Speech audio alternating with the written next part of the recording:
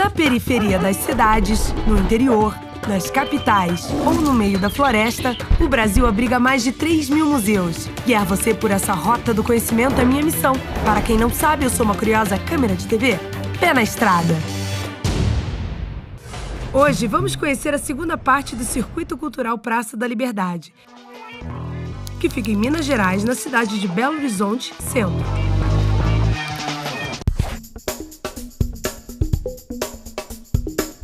O Circuito Cultural Praça da Liberdade, na verdade, ele começa aqui, na Praça da Liberdade. Uma praça muito querida para todos os mineiros, porque é o coração de Belo Horizonte. Essa praça surgiu logo quando a capital foi transferida para cá, para Belo Horizonte. E a partir daí, várias manifestações populares, encontros amorosos, noivados, passeios. E também é uma praça que, ao longo da história, a administração pública fez parte dessa praça. No entorno aqui dessa praça, nós temos os prédios históricos onde funcionavam as secretarias de Estado, né? Então, toda a burocracia também estava aqui.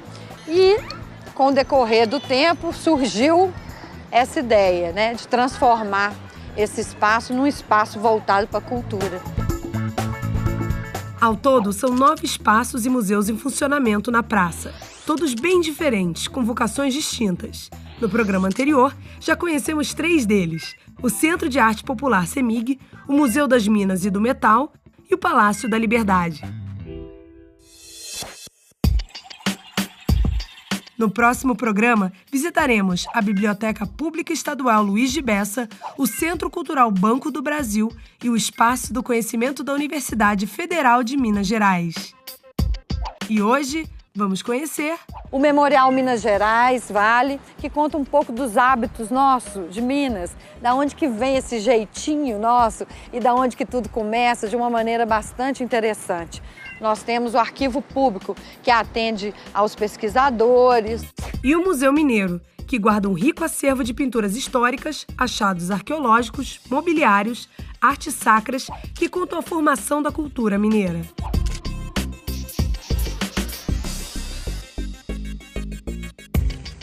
Olá, sejam bem-vindos ao Museu Mineiro.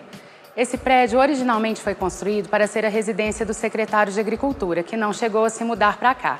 Entre outras funções, o prédio abrigou o Senado Mineiro e a Pagadoria Geral do Estado, até que em 1982 foi reinaugurado como Museu Mineiro.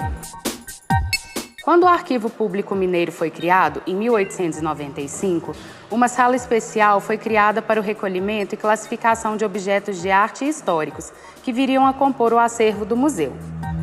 A esse acervo foram somadas coleções doadas pelo governo mineiro, doações particulares e também da Pinacoteca do Estado de Minas Gerais. Em 1982, quando foi inaugurado, o Museu Mineiro já contava com mais de 3.000 itens.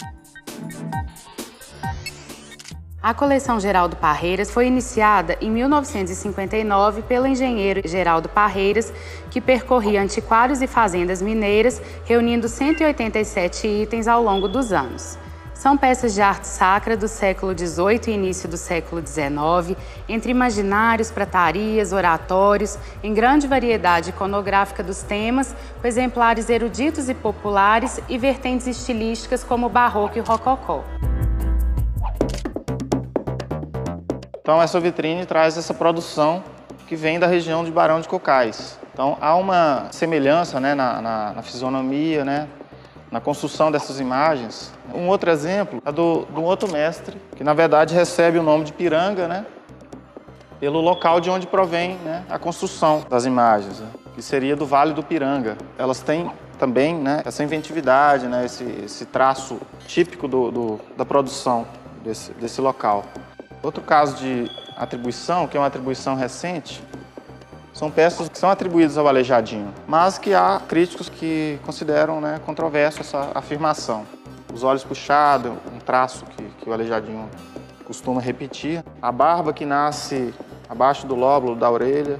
Os pés nesse formato, nessa posição, né? No museu é o único lugar que você consegue ver a obra. E é diferente de você ver a obra e de você ver a foto dela. Não é uma coisa que você pensa assim, ah, eu saio de lá mais inteligente, eu saio de lá mais culto, mas você sai de lá um pouco diferente.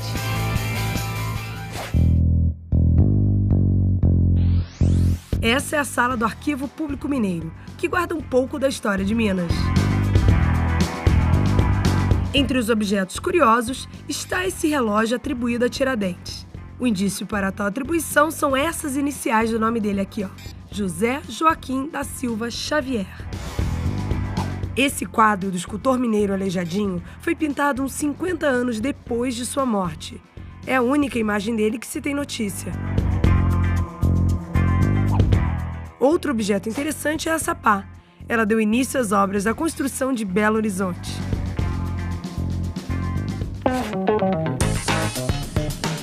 Será por quê? Eu falei assim, que aqui no museu tem as coisas que contam um pouco da história de Minas, não é? E da cultura de Minas. Sim. Por que num lugar que vai contar a história de Minas tem tanta arma? Porque a guerra. Por causa das guerras. Muitas guerras.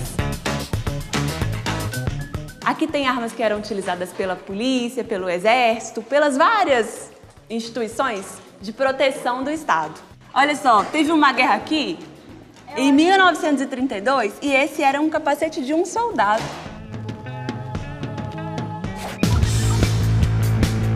Nossa escola esse ano já é o 4º museu que as crianças visitam. A gente entende que cultura a gente tem que ir e visitar, ver, participar. Essa troca de experiência é muito rica. E aqui é essa sala da Pinacoteca do Museu Mineiro. A gente vai conhecer aqui as pinturas que tem no Museu Mineiro. Quem que é esse moço aí? Marisela? Márcio Sampaio.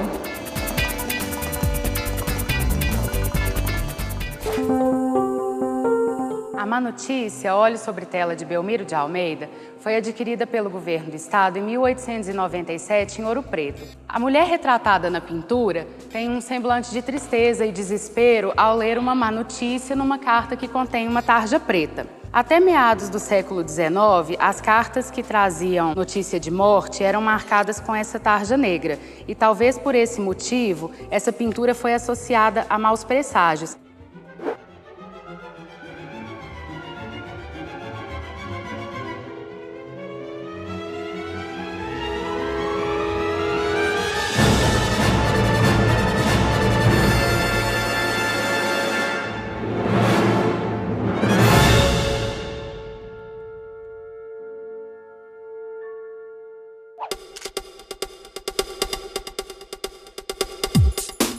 Dentre as ações educativas e culturais que o Museu Mineiro vem desenvolvendo desde sua reabertura em janeiro de 2002, após ampla reforma, estão ações educativas junto ao público agendado, né, que são os escolares e também os grupos organizados, e ao público espontâneo. Além dessas duas ações, né, que são cotidianas, nós também propomos e realizamos ações como concertos de música barroca, peças de teatro, performances, exposições temporárias, na nova sala de exposições temporárias, eventos que oxigenam o museu, que trazem novos públicos, porque o museu existe para o seu público. Então, venham conhecer o museu, porque o seu olhar, a sua interpretação é que mantém viva na memória, nas mentes e nos corações o que nós temos aqui representado em nossa coleção.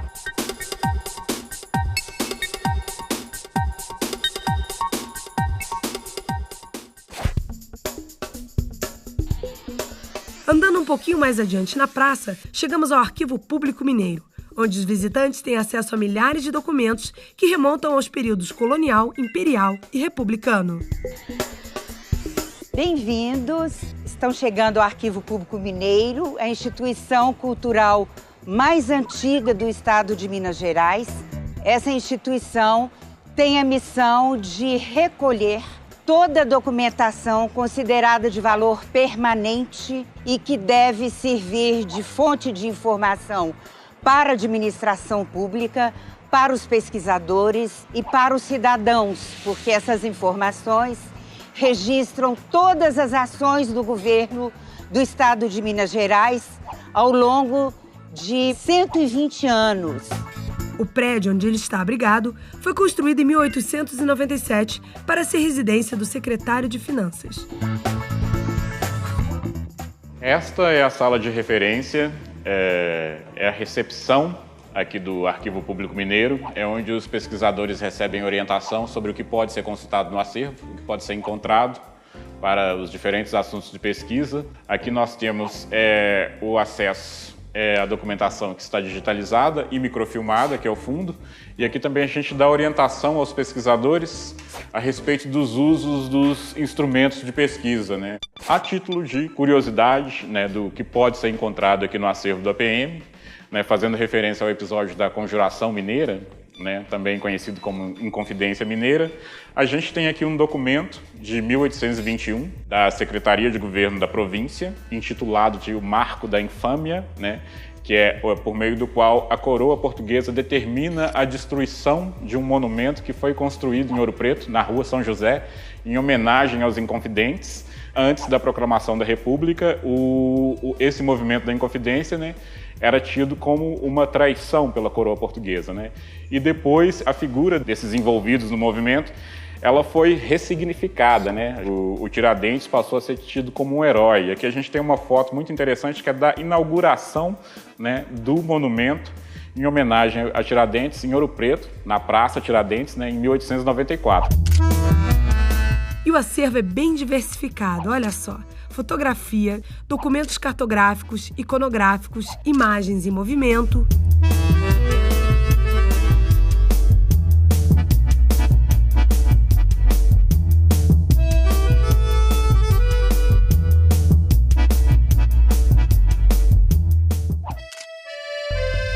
Aqui nós temos umas amostras do que pode ser encontrado no acervo do APM. Temos aqui 2 mapas de períodos distintos, uma planta da Comissão Construtora, de 1895, com o projeto original de Belo Horizonte. Aqui também tem um mapa da Secretaria de Governo da Capitania, comarca do Sabará, de 1778. Aqui é um recibo assinado pelo Tiradentes, de 1747. Aí temos aqui uma foto, uma curiosidade, uma foto do Clube Atlético Mineiro, de 1912, né? E um desenho do Dom Pedro I.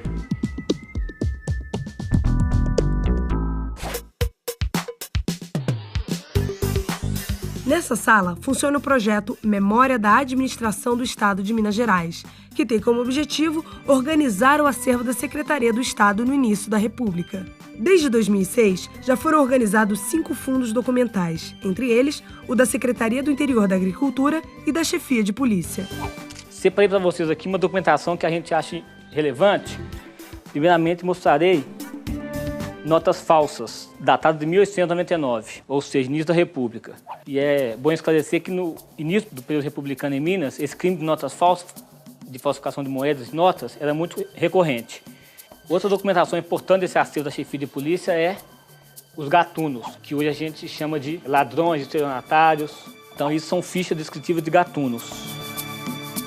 Já esses 4 documentos aqui em cores diferentes, é um gatuno sueco que a Chefia de Polícia de Minas Gerais estava tentando a captura deles.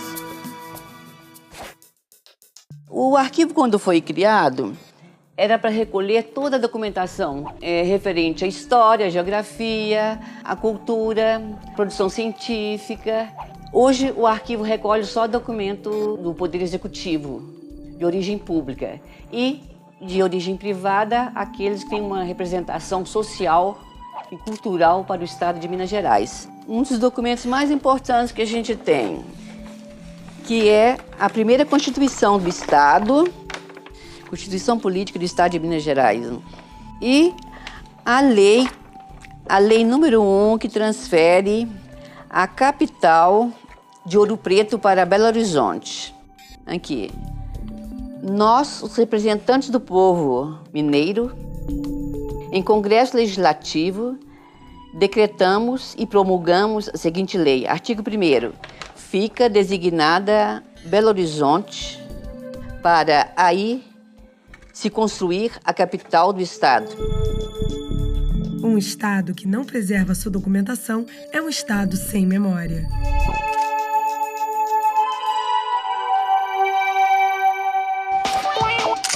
No próximo bloco, vamos conhecer o Memorial Minas Gerais Vale, um espaço que reúne manifestações contemporâneas e populares que instiga o visitante a conhecer melhor sobre a história e características do estado, o famoso jeitinho mineiro.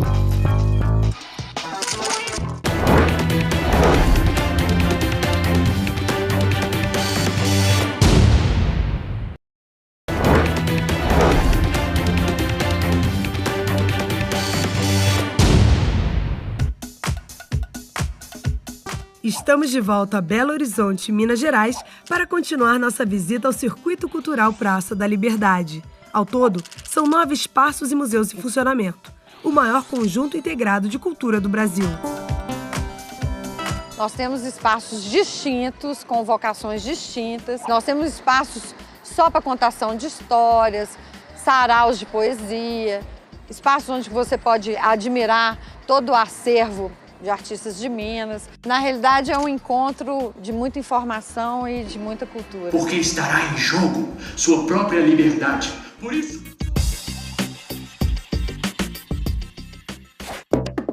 No primeiro bloco, conhecemos o Museu Mineiro e o Arquivo Público Mineiro. Agora, chegou a hora de conhecer o Memorial Minas Gerais Vale. Bem-vindos ao Memorial Minas Gerais Vale. Aqui, você vai conhecer a alma, as tradições, um pouco do que é ser mineiro, um pouco da arte mineira, dos costumes, das tradições.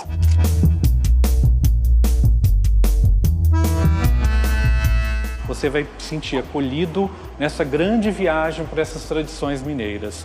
Sejam bem-vindos a esse maravilhoso espaço. Esse espaço é dedicado às fazendas mineiras. Os objetos aqui remontam o cenário e procuram trazer para o visitante aquela sensação de aconchego das fazendas em Minas Gerais. Bom, em Minas Gerais, a fazenda tem essa importância que faz parte da cultura do povo mineiro, né? Onde as pessoas se identificam, a maioria delas, né, inclusive as mais velhas, vêm aqui e conseguem ter lembranças da sua vida, do seu passado, sua infância. Aqui nessa sala, todos esses objetos ajudam a contextualizar a importância da fazenda em Minas Gerais. O que aconteceu aqui, né? No final do século XIX, quando o ouro já não era tão farto em Minas, a fazenda passou a ser a principal atividade de subsistência das pessoas.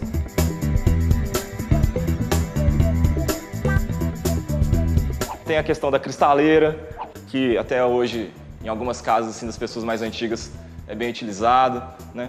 As coisas artesanais, as cadeira de palha, a leiteira, que hoje em dia também não existe mais, que tinha sempre um carro de boi que vinha puxando com várias leiteiras dessas para vender na casa das pessoas, né? Esse chuveiro que é muito interessante porque, bom, limitava a quantidade de água que você podia utilizar no banho. Essa projeção é uma homenagem ao cineasta mineiro Humberto Mauro, que retratou a vida no campo em muitos de seus filmes. Então tudo é um ambiente que remete à roça, à vida no campo, à tranquilidade, né? A monocromia também da sala, essa cor calma e, né, dá essa sensação de recolhimento, justamente para tentar parecer um pouquinho com esse ambiente que existe aqui em Minas Gerais e que é muito exaltado.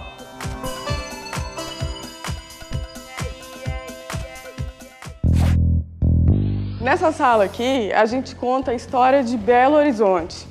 A antiga capital, Ouro Preto, ela já não representava mais os ideais republicanos. Ouro Preto, cidade histórica, guardava uma série de símbolos e marcas do passado colonial que os republicanos queriam enterrar. O local escolhido para sediar a nova capital era um entreposto comercial e abastecimento, que servia de passagem para as pessoas que iam de Minas para o Rio de Janeiro. O local do entreposto era chamado de Curral del Rei e tinha as condições ideais para abrigar a nova capital, que foi inaugurada em 1897 e batizada de Belo Horizonte. Hoje podemos dizer que Belo Horizonte tem cumprido sua missão de sintonizar Minas Gerais com o mundo moderno e com a sociedade industrial urbanizada.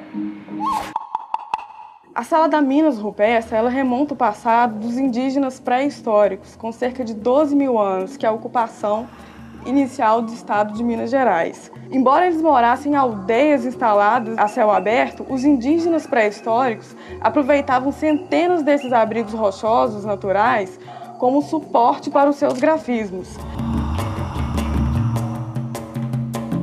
As lendas urbanas, no primeiro momento, elas representam os ecos do antigo Curral del Rei, que deu lugar à cidade de Belo Horizonte. Um exemplo disso é a Maria Papuda, que representa os moradores que foram tirados violentamente do espaço. Estamos agora na sala do Panteão da Política Mineira. Essa sala vai contar a história de um movimento que ocorreu aqui em Minas Gerais no final do século XVIII, que foi Inconfidência Mineira. Aqui estão alguns dos principais personagens. Eles vão discutir, vai ter um momento em que vai ser armada a rebelião para tentar expulsar os portugueses. Rei! Detesto essa capitania. Detesto especialmente os mineiros. Maus, vassalos, falhos em virtudes. Todo esse movimento eclodiu com a determinação de uma taxa que foi imposta aqui em Minas Gerais, chamada derrama, que era o imposto que recaiu sobre todos os produtos daqui de Minas Gerais. A maioria das pessoas aqui eram intelectuais, né? A elite mineira da época ia estudar em Portugal e eles voltavam intelectualizados. É interessante ressaltar que foi a primeira vez, talvez, na história, em que o movimento de elite lutou por ideais que também poderia servir a maioria do povo. Contrabandista! Sim, eu sou! Mas ser contrabandista nas Minas da Coroa é subversão, é um ato político. Ora, Padre Rolim, o eterno proscrito, conquistador infame, o senhor quer se enricar mais e mais. Claro, o comércio tem que ser livre e os diamantes de quem souber garimpar. E eu irei garimpá-los melhor do que ninguém. Esse mapa aqui, ele tem algumas figuras históricas dessa época que o Brasil era colônia de Portugal. E aí é legal que a gente pode observar, além das roupas que eles vestiam e os tipos de pessoas que existiam naquela época, tem uma figura aqui que é bem importante na história brasileira, pelo menos como curiosidade, é essa moça aqui, ó. Ela chama-se Chica da Silva. Alguém já ouviu falar na Chica da Silva? Ela era de Diamantina, ela era escrava e ela se casou com um vendedor de diamante, um cara muito rico. Eu aprendi bastante coisa nesse museu hoje. Eu vou voltar aqui e vou trazer meus amigos.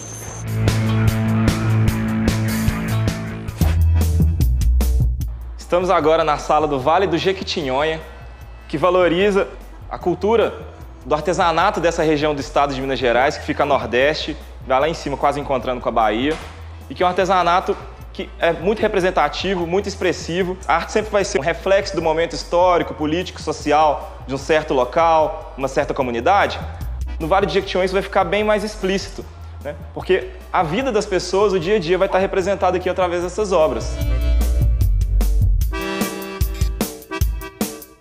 E também é bacana a gente ver que cada artista ou grupo de artistas da comunidade tem o seu nome, né, escrito na frente da peça, justamente para dar o devido valor ao artesão. Geralmente o artesão não tem aquela pompa, aquela fama que o artista tem, né, de grandes exposições, vernissagens. A intenção dessa sala é justamente valorizar o artesão.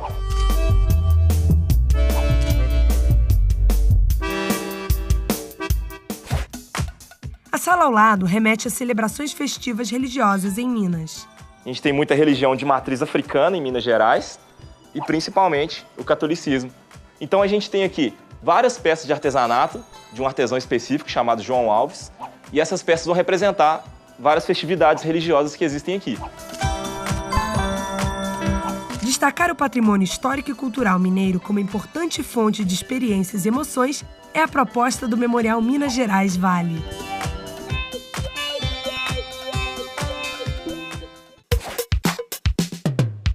Nosso passeio hoje foi rápido, mas você pode vir pessoalmente visitar esse museu e os outros dois que vimos no primeiro bloco do programa e que também fazem parte do Circuito Cultural Praça da Liberdade, o Museu Mineiro e o Arquivo Público Mineiro.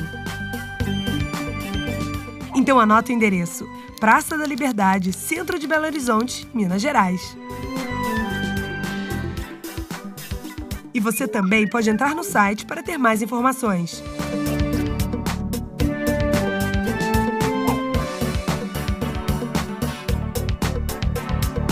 Tchau, pessoal, e até o próximo programa.